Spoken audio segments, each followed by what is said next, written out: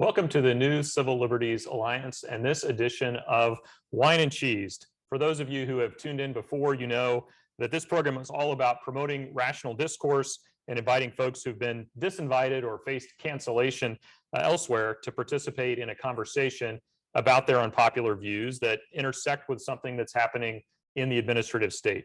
Today, I am thoroughly enthused to be joined by Dr. J. Bhattacharya, a leader in promoting reasonable public health and hence public policy approaches to the COVID-19 pandemic. By way of full disclosure, NCLA has relied on Dr. Bhattacharya for some of the vaccine mandate lawsuits that we have brought around the country this past year, but we've not compensated him for his expert opinion, so he is not tainted by his association with NCLA. But to Dr. Bhattacharya, welcome to NCLA. It's thrilled to have you here. Honored by the association, actually. Terrific. Well, for those who don't know, Dr. Bhattacharya is a professor of medicine at Stanford University. He is a research associate at the National Bureau of Economic Research, a fellow at the Stanford Institute for Economic Policy Research, and he holds courtesy appointments as a professor in economics and in health research and policy at Stanford. He directs the Stanford Center on the Demography of Health and Aging. His research focuses on the economics of healthcare around the world, with a particular emphasis on the health and well-being of vulnerable populations. Dr. Bhattacharya's peer-reviewed research has been published in economics, statistics, law, medicine, public health, and health policy journals. He holds an MD and a PhD in economics from Stanford University, and he was born in Calcutta, India. Maybe more importantly for our discussion today, Dr. Bhattacharya was the co-author and signatory of the Great Barrington Declaration, along with Martin Kulldorff, a professor of medicine at Harvard University, and Sunetra Gupta, a professor of theoretical epidemiology at Oxford University.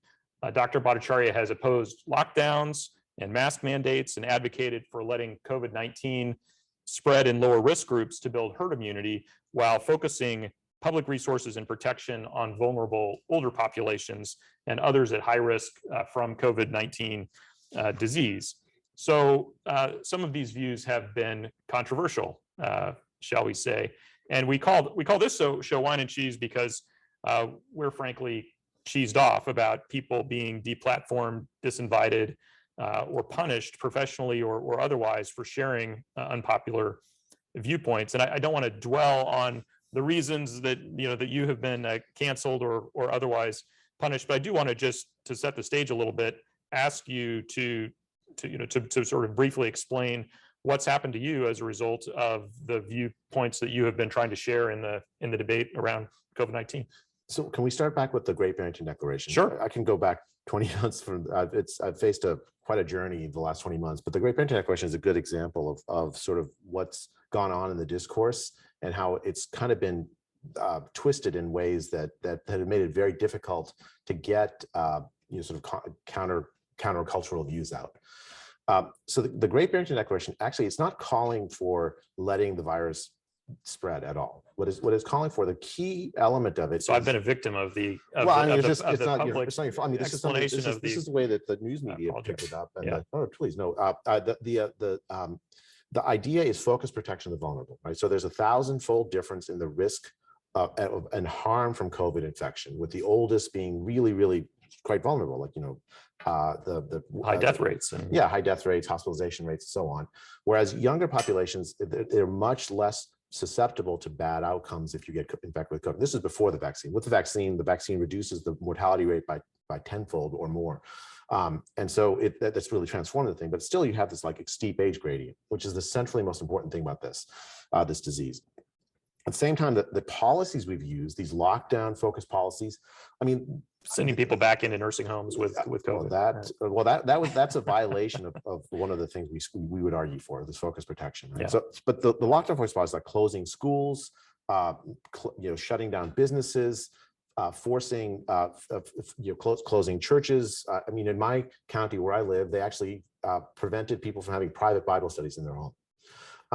So you have these like range of policies that we can argue about exactly how effective they were in slowing the spread. I would argue not very effective, but no one disputes that they had an enormously negative impact on the lives of many, many people.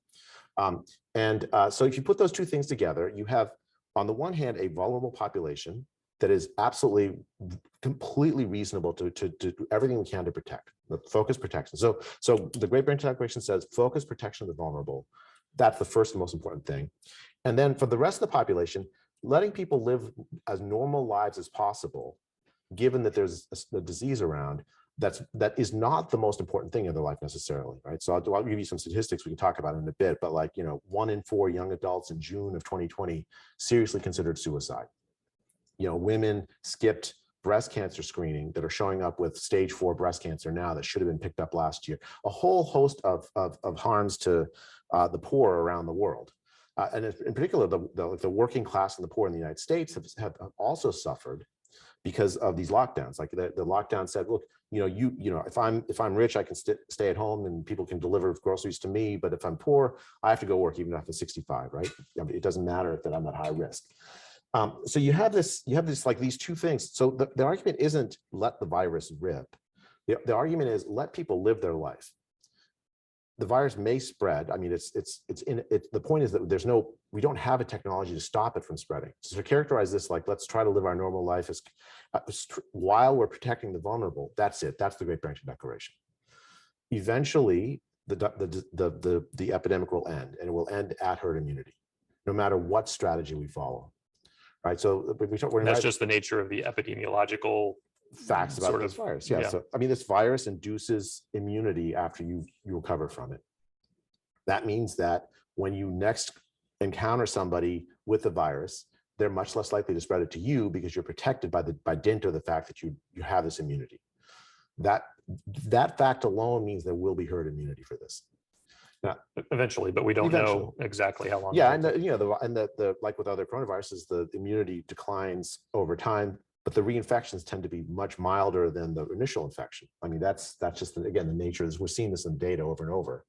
So the end point is some degree of herd immunity. It doesn't mean the disease is gone. It means you'll come back in seasonal waves, but that people, especially people that have had it and recovered or had the vaccine, are protected from the severe consequences of it.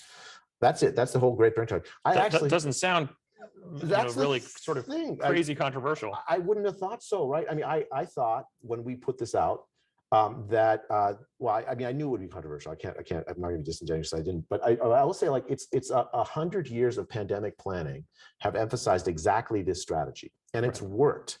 Right, in 1957 it worked, in 1968 it worked, 1976 it worked, for protecting the vulnerable piece. But I mean, now the thing is, protecting the vulnerable is difficult. It involves understanding the living circumstances of the vulnerable, trying to sort of mobilize local public health to try to give resources so that the vulnerable can be protected. Right, so like you mentioned the nursing homes at the beginning of the epidemic. Yeah. That is a failure of focused protection. Why did they do that? Because they didn't understand that the key resource that was missing, like the key sort of constraint, was protection of the vulnerable. They didn't understand the 1,000-fold risk difference. They thought the key missing thing was hospital beds. We're going to overwhelm hospital systems. Well, that was a mistake. In order to keep hospital systems free of COVID patients, we sent them back to nursing homes. If they had focused protection at the forefront of their head, they would never have done that. Mm-hmm. Maybe could have sent them to the hospital ships that were waiting offshore that no one was using, right, something like that. I mean, I heard the Javits Center had lots of beds with nothing happening. So I mean, I think this is one of these things where, like, just a very simple principle, and you end up with a very different outcome. And then for other populations, other people, like, we could have organized. We had like COVID only hour at grocery stores for older people, or older. But the problem there is, like, you can still get the disease if you go out. So why not, like, have Uber Eats for the old and vulnerable instead of Uber Eats for the rich and young, or young and rich, right? I mean, that we spent $6 trillion. There's a lot we could have done. We could have offered hotel rooms temporarily for people, for grandma lives in a multi-generational home with grandson. Grandson says, "Oh, grandma, I think I ran into someone with COVID." Grandma calls local public health. They arrange for a hotel room for a couple of days until grandson's cleared, and then comes home. I mean, we could have done a lot of things, and I think it's I thought what would happen when we wrote the Great Barrington Declaration is that public health would join us in this, right? Because I don't know all. And the sort of a living circumstances. rethink of Yeah. of available strategies. Yeah, I mean, I knew it would gored some people who were pushing the lockdowns. I mean, I knew that would happen. That's exactly what happened. But I also anticipated a response from public health, a constructive one. Instead, what happened was that Anthony Fauci got on TV and said that we were arguing for letting the virus rip, which would be an utterly irresponsible thing to do. In fact, I mean, ironically, the strategies we adopted, this lockdown, it's kind of like a let it drip strategy, right? We basically we protected a certain class of people, right? The set of people who could afford to work from home and not lose their job, not lose their livelihood. And maybe a third, quarter of the American population, and then the rest of the population said, "Okay, you got to go out and work, or we're not going to give you resources. We're not going to do anything to protect you. You just have to." So we call them the people who are at home. We call them non-essential, and the people that had to go out and work, we called essential. Right. And then we turned around and said, "Look, you're an essential worker. You worked during the epidemic. You got COVID and recovered." And you made for your own reasons, you may not want the vaccine. Well, you were going to fire you, right? But you have naturally acquired immunity if you. So you're actually less of a threat than someone who just got the vaccine. As far as like disease spread goes, it makes the whole policy makes no sense. So that's why I got involved with this. Well, it seems like the sort of the working class and sort of the lower socioeconomic groups sort of got it coming and going. Like they were told at the beginning, no, you have to take all the risk. Then having taken the risk and having developed the naturally acquired immunity, they're not allowed to benefit from that because the sort of the white collar class, if you will, is like, well, that's not good enough for us. We want you to get a vaccine even though you might not need it. Yeah, I mean, that's exactly what's happened. I think if you had to characterize what the goal of policy has been, it's been to protect that laptop class. Right, it's the class that makes the policy. Yes, and actually, places that implemented actually succeeded. Right, so in LA County, the death rate from COVID for people living in richer neighborhoods is 1/3 the death rate from COVID people living in poor neighborhoods. Same thing with like minority neighborhoods experience very, very high death rates in LA County versus sort of white neighborhoods. Whereas in Florida, which didn't follow this policy, the incidence of COVID deaths is roughly equal across all right? Racial categories. I mean, this is an incredibly unequal policy. The media hasn't been advertising that discrepancy. I mean, I don't understand why not. I seriously don't understand why not. Like, I think this is one of these things where we're going to look back and say this was an incredibly immoral thing that we've done. Yeah. Well, I didn't quite get. We stepped back and talked about the Great Barrington Declaration, but not about some of the grief that you've been put through for having these controversial views. And we talked a little bit about natural immunity, but the illogical treatment of natural immunity is something else you've talked about that has gotten people's dander up. But how has this impacted you? So let me actually, I think the work you all do is so important on this front of like sort of civil liberties. I think for me personally, I've seen the free speech rights have been. I personally have faced difficulties in being able to speak. And I'm in a special situation. I'm a professor in a university. Right. Tenure matters, at least to a certain extent. Yeah. So I have not been fired for my views, but the normal protections for academic freedom that would normally apply to someone like me have been put in place indifferently. Let me just say. So like for instance, I worked on a study very early in the epidemic called the Santa Clara seroprevalence study. So that study, what we did is we looked at antibodies in the population in Santa Clara County.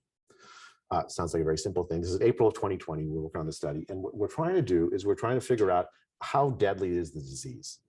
How widespread is the disease? And this was a population that was sort of exposed to it earlier than some of the rest of the country. I remember when the Kansas City Chiefs won the Super Bowl, they were talking about how that might have saved a bunch of lives because the parade happened in Kansas City instead of in Santa Clara, and that may have been it might have. I mean, we didn't know was really part of the problem. Like, Yeah. So I did a similar study in LA County, roughly that time, like mid-April 2020.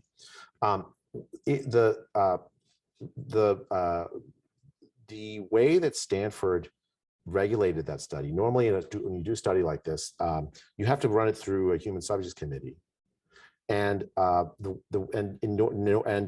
we actually had quite good cooperation with the human subjects committee. They enabled us to organize the study very, very rapidly. Is that the name that Stanford gives to the Institutional Review Board? Yes, the IRB. Okay. So I call it the human subjects. I mean, because it's completely reasonable that the university regulates the studies that we do to make sure we don't violate the rights of the subjects that are participating. In this case, we needed to get fingertip blood draws from 3,000 people. We put it through the normal processes. They approved it. They worked with us. In fact, we worked with Santa Clara County Public Health. Stanford, certain folks within Stanford didn't like the study. They didn't like us, and they didn't like us doing the study, and they didn't like the answer we got, which was that there were maybe 3% of the Santa Clara population had COVID antibodies, which doesn't sound like a lot, but it was 50 times more infections than cases at the time. So that showed that community spread was already happening, or yes, what was the community spread is happening, and that means the lockdowns and all of these strategies, test, trace, and isolate, could not possibly work. April of 2020. So we did this study. And then Stanford started an investigation of me over the study, over allegations that there was like a BuzzFeed article that attacked my wife, and sort of very strange allegations about. So like there was someone from JetBlue, the CEO of JetBlue gave $5,000 to Stanford for the study, and BuzzFeed made some allegation that we got money from JetBlue, but Stanford already knew that. And they started an investigation of the study, of its funding, and a whole bunch of things ex post, knowing full well that there's no there. Right. I've never seen the like. I've been a professor for 21 years. I mean, I've never heard of this kind of sort of ex post evaluation. I can just give you a contrast. I did this very similar study in LA County, where we ran it through USC. Like the lead author was a former student of mine at USC, and it was a much more normal process. I mean, there was like we had an IRB just like we were supposed to have, but the ex post there was not this like strange investigation in order to suppress. I mean, I spent in fact the entire summer of 2020, large parts of the summer of 2020, essentially dealing with the sort of the legal ramifications of the investigation that they were doing, which they all found like there was no conflict of interest regarding funding. I mean, they knew all of that up front going in, and yet they still did this. And in general, Stanford has taken a policy quite opposed to what I've been arguing for. And it's been frankly a hostile work environment, right? It's like I've been, there was a poster campaign put up where like people put up posters of me around campus, essentially threatening me. If you see this man, well, I mean, that was the implied thing. I called the Stanford. I called the Stanford security. I told them, but they decided they weren't going to do anything. Well, it's free speech, right? Yeah, I mean, I'm actually fine with with the posters being up there. I just think that there should have been like a debate or discussion around what the fact. I mean, for 20 months. I've not had the opportunity to speak at Stanford really until like I finally won the last month. I had one opportunity for a group of students, and whereas I've had this opportunity to speak basically everywhere else. There's going to be, I think, next this coming Thursday, finally going to be able to give a speech at Stanford about academic freedom. But I think Stanford generally, although it looks like from the outside it has harbored dissidents, people like John Ioannidis, or Michael Levitt, who've argued in favor of some of the ideas I've been talking about. It's been really, really challenging, and Stanford has done almost nothing to try to protect that. Well, let's talk about some of the views that that you think are maybe underappreciated. Is there a fact that isn't getting through in the debate that you think is particularly important? Well, we talked about natural immunity, right? That one's very, very important, and I think the administration's thrown a lot of mud on natural immunity, like that. The idea that people who are COVID recovered have actually quite good protection against both getting the disease again and also severe outcomes, better protection than if you just got the vaccine. That doesn't mean you should run out and get yourself infected. Oh, no, of course not. I mean, Yeah. this is a deadly disease. That's just, you wouldn't argue, but you should live your life. And it's a fact that people, especially, are not vulnerable, right? And if you're not vaccinated, you get vaccinated, right? But that's an important fact, because 100 million or more people have got the disease and recovered from it.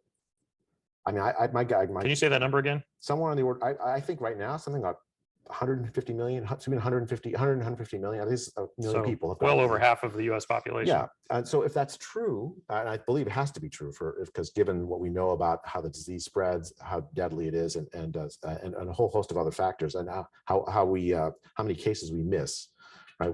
We test a lot, but we don't get every case. That has enormous consequences for the wisdom of the vaccine mandates, how we prioritize who gets the vaccine. If we, for instance, had prioritized people who didn't have natural immunity, we could have vaccinated more people that were really vulnerable earlier. Faster. And actually, this is still real. Like in large parts of the world, there's still older people that haven't recovered from this, that don't have vaccine doses. And we're sitting here arguing about vaccinating 5-year-olds who benefit very little from the vaccine. Here in the United States, where we could ship that vaccine, maybe not identical if it's for 5-year-olds, but we could, the constituent components could be used to vaccinate people in third world countries. Yeah, we should turn the production toward the vaccines for the old everywhere around the world. So I mean, that fact is quite important. That's sort of been skipped, I think. Sure. The Surgeon General just announced that there may be mental health problems resulting from the pandemic. Are those from the pandemic, from the government's response to the pandemic, maybe both? And do you think this announcement justifies the position you took and that you've taken against lockdowns? Yeah, I mean, I think the lockdowns were obviously going to cause enormous psychological distress, right? So the CDC in July 2020 did a nationwide survey, found that 1 in 4 young adults seriously considered suicide.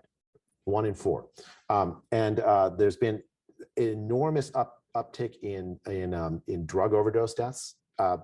Great Recession, we had this phenomenon of deaths of despair, right? People losing their work, people losing their hope, with high uptick of drug deaths, essentially, right?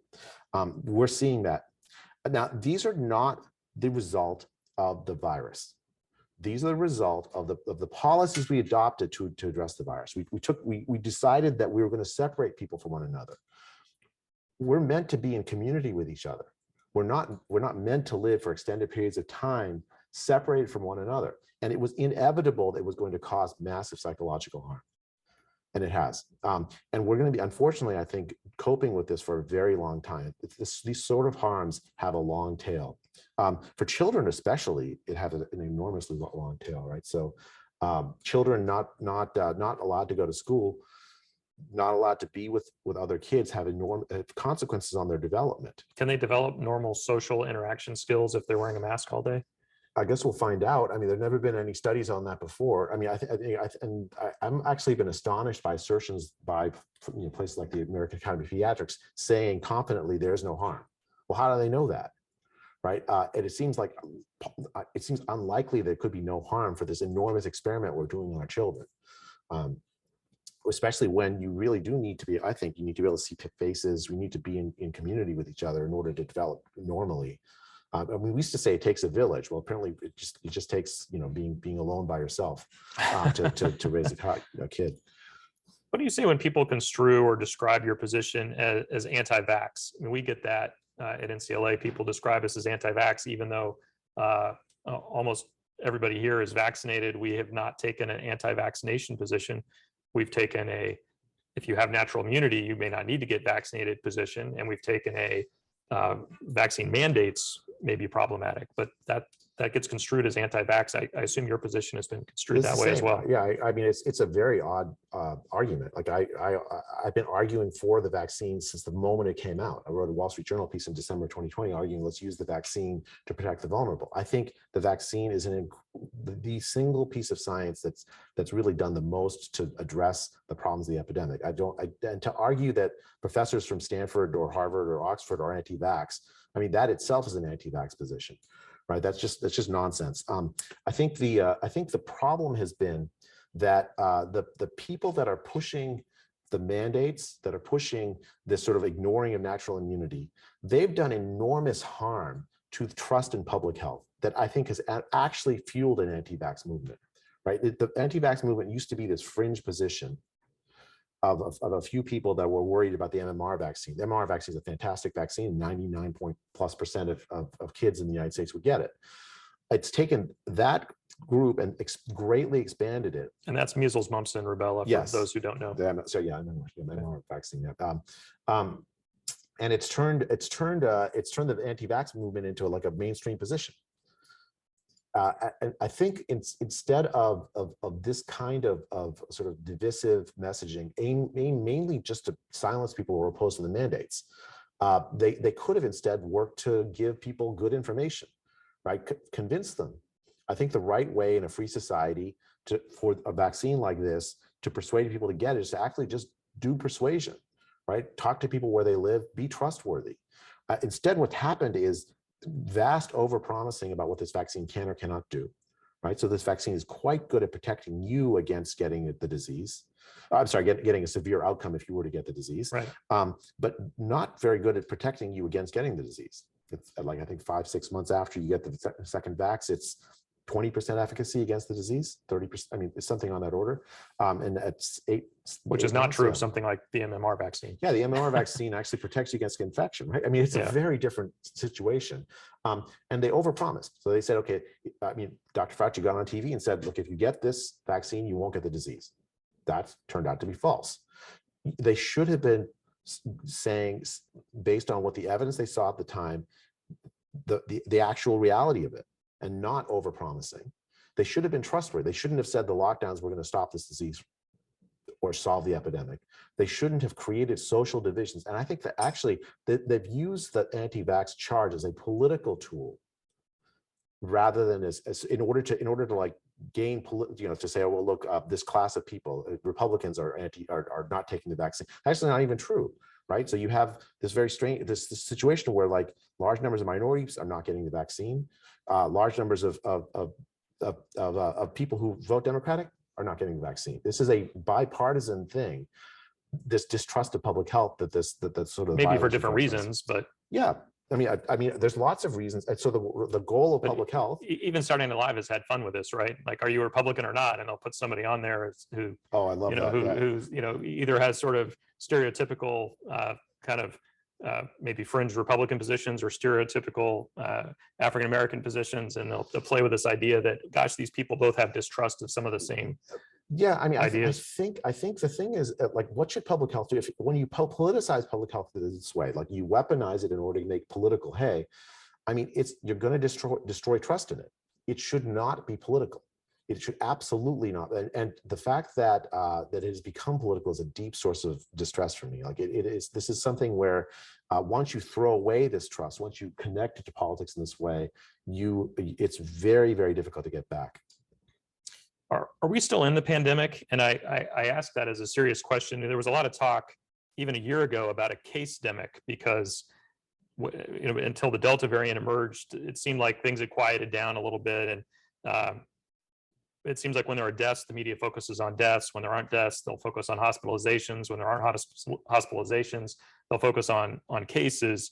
So with all this shifting concern, what should we be tracking? What matters? And when should we feel safe again? The key thing to me is deaths and hospitalizations from COVID. If those are rising, we have not protected the vulnerable. And so that is the thing we should be tracking. The cases are going to come and go forever. We have no technology to get rid of this disease, right? The vaccines will not eradicate the disease. The lockdowns will not eradicate the disease. This is here to stay forever. Bats get this disease apparently. So I've heard 80% of white-tailed deer have antibodies to this. I saw that. Yeah, that's interesting. Dogs, cats, and they don't have a lot of interaction with humans, by the way. White-tailed deer. As far as I've never. They must be getting it from the air, not from close contact with humans, I'm As close guessing. as I ever came was watching Bambi, but that's right. I think the idea that we could eradicate diseases is it's a fantasy, but it's a dangerous fantasy because it's not possible, and we will burn the earth trying to do it, harming poor and working class people everywhere.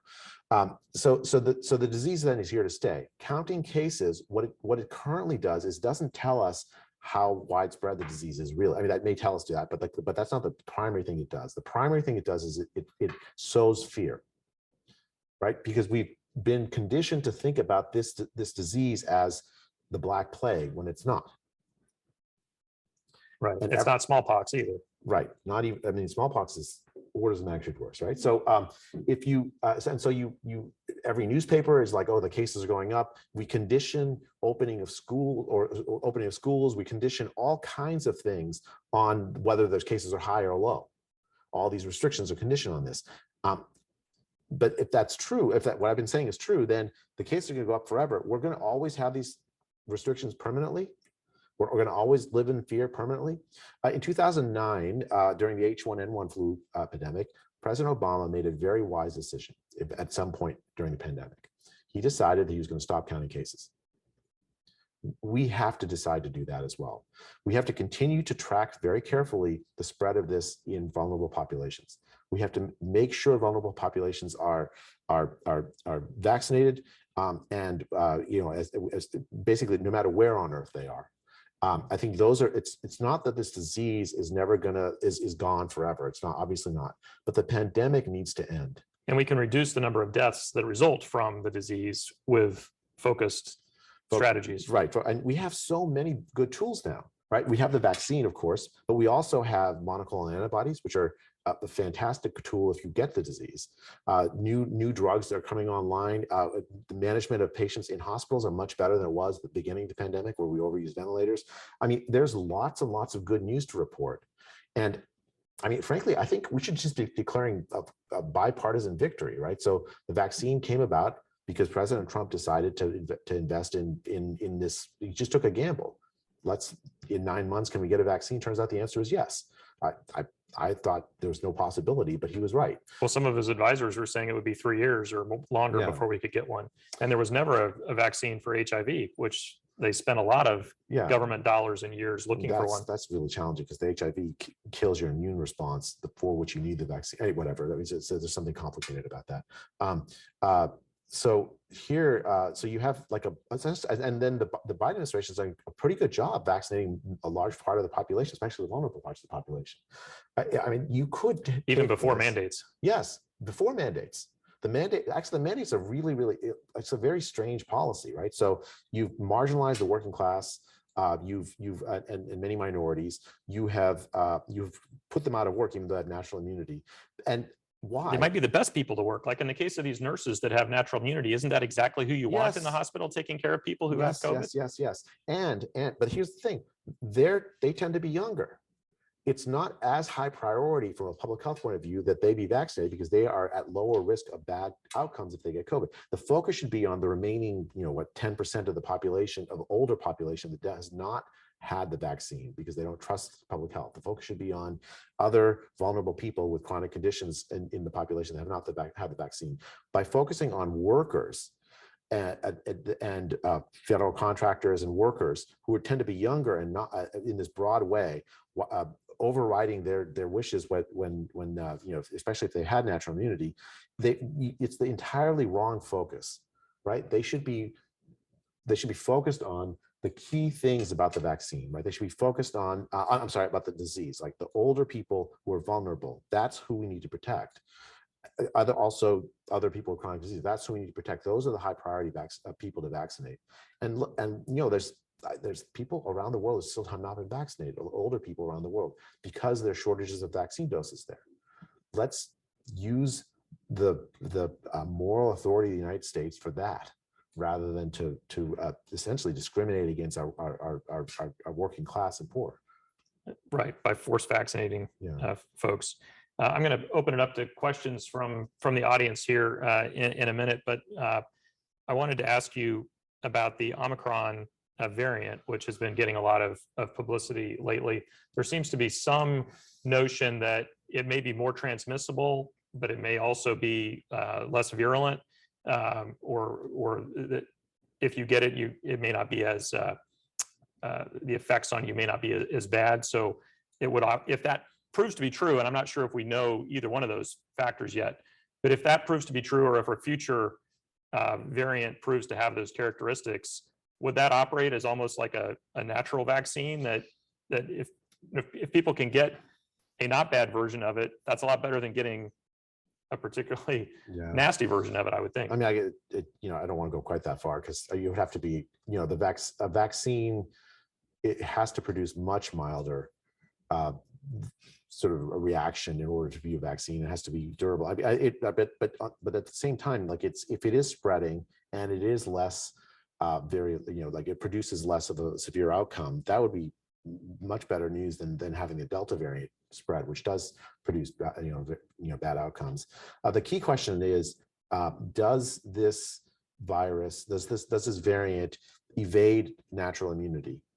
Does it evade the vaccines? And nothing I've seen to date suggested it, because those are the only questions that matter, right? Like if and it doesn't, it shouldn't. The thing is if it has to not just evade it in part, like, so for instance, if it just causes a mild illness in you, even though you had previous COVID before, well, what's the big deal, right? If it evades it in the sense of it going to give you the high risk of death, the high risk of severe outcomes, long COVID, or whatever it is, right? So that would matter. And I've seen no evidence that that's true. What I have seen is, like, again, this, like, let's bring the old gang together panic around this, right? We immediately shut down travel to South Africa and the Southern African countries on the basis of, they have pretty good surveillance systems there. That's why they picked it up there. The disease is, I mean, the variants everywhere. 38 countries have now reported, the California reported in the United States. And so we punished the one country that found it and reported that. I mean, which is just, I mean, it's just bad policy, right? We might make them less likely to report the next variant that they identify. Exactly. Like, why would you build a surveillance system if your country's going to get punished every time you find something?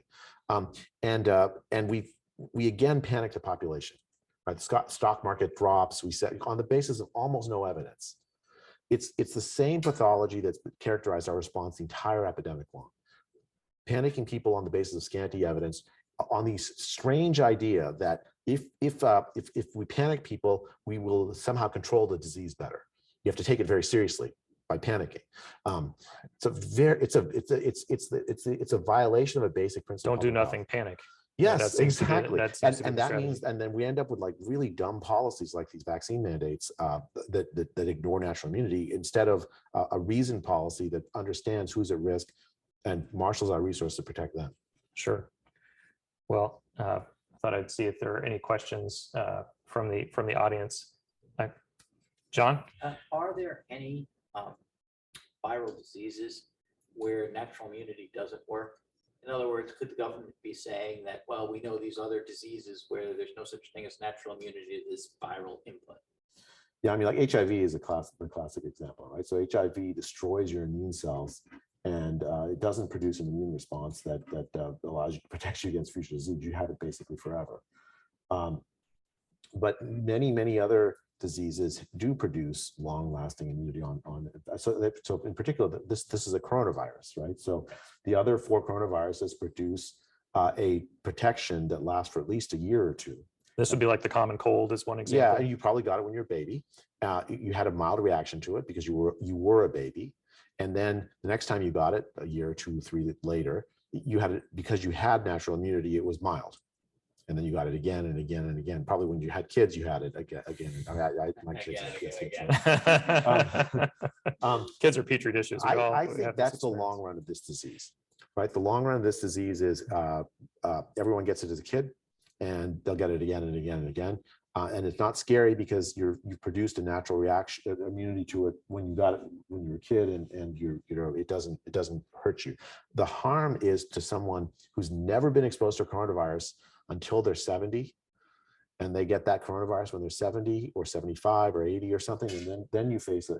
I think it's Same very with similar. chickenpox, right? If you get chickenpox as The older you get, as right? a senior for the first time, it's not good. Yeah, no, exactly. I mean, in fact, the reactivated chickenpox shingles is, I mean, it's really painful. So actually, chickenpox is funny because if you get it and you recover from it, it lives in your back, in the dorsal nerve roots of your back forever. So shingles is a reactivation of the chickenpox you got when you were a kid. Things to look forward to in Well, my senescence. Shane? What lessons can we learn from other countries' public policy responses to coronavirus? Well, I think the Swedish response by far has been the most sane. In the early days of the epidemic, they made very similar mistakes that New York made. So in Stockholm, they sent COVID-infected patients back to nursing homes. That was a huge error, and they admitted it was an error. But then what they did is they adopted something very close to. Did they get book contracts for it Okay. from major New York City publishers? I'm just curious. I would actually love to read what Anders Tegnell, the chief public health officer there, I'd love to hear how he was thinking through the epidemic. One of the bravest men in the whole epidemic, I think.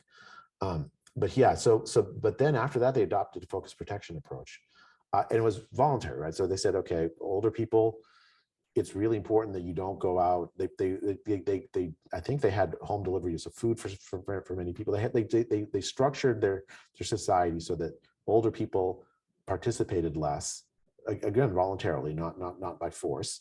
And for the rest of society, they tried to have society go on as normal as possible. So schools is a good example.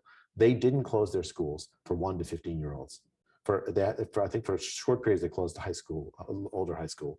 And then no masks, no social distancing in schools in spring of this past of 2020. And there were no child deaths in the spring. And the teachers had COVID at rates that were lower than the population, other workers in the population. Because kids are not particularly efficient spreaders of the disease. That idea of focused protection has resulted in lower excess mortality, negative excess mortality through the epidemic for Sweden. Why? Because they didn't have the lockdown harms, which result in all kinds of public health, health harms. And they also had, but at the same time, they protected after that terrible event in Stockholm, they protected the old as best they could. And they used the vaccines very cleverly by prioritizing older people first, rigorously prioritizing older people first. Were there any other questions, Clegg? I just had one question about national immunity and about the certitude with which I keep hearing, oh, the CDC has said there are studies that show natural immunity just doesn't cut it. Do you have any idea what's going on there, or what do I say to those people when they tell me I must be insane if I don't see it? You can argue the science, and because the science is absolutely rock solid on natural immunity, right? There's no doubt. I know it as well as I know most of the things I know in science. That if you are COVID recovered, you are going to have very strong and robust, long-lasting protection against reinfection. So that 1 year, the reinfection rates is something like 0.3% to 1%, and the reinfections are almost invariably milder. And that comes from evidence from Qatar, from Sweden, from a whole bunch of Israel places. too, right? Israel, a whole host of places has found this. I mean, and on the basis of that evidence, and this is probably the most convincing to your friends. The vaccine, you go on planes, right? In Europe, they have vaccine passports for airplane rides, but they account natural immunity in there. Right. The vaccine passports in Europe account for natural immunity. I don't like the vaccine passports, but at least they count for natural immunity. It's the CDC that is the outlier in the world in denying natural immunity. Last question for you, Doctor. Why aren't more doctors speaking up about the disastrous public health policies that our country has been pursuing throughout the pandemic? You can't be the only one, or you and the other doctors we've mentioned can't be the only 5 or 10 doctors in the country who recognize that we're doing something very out of the ordinary and strange with the public health response. Why aren't more of your colleagues stepping up and speaking out?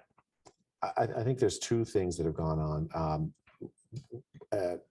More than two. So let me start by I think the community of people that would normally speak up, right? That would have authority to speak up. Immunologists, virologists, epidemiologists, many of them are funded by the NIH, and in particular by Tony Fauci's group within the NIH, NIAID.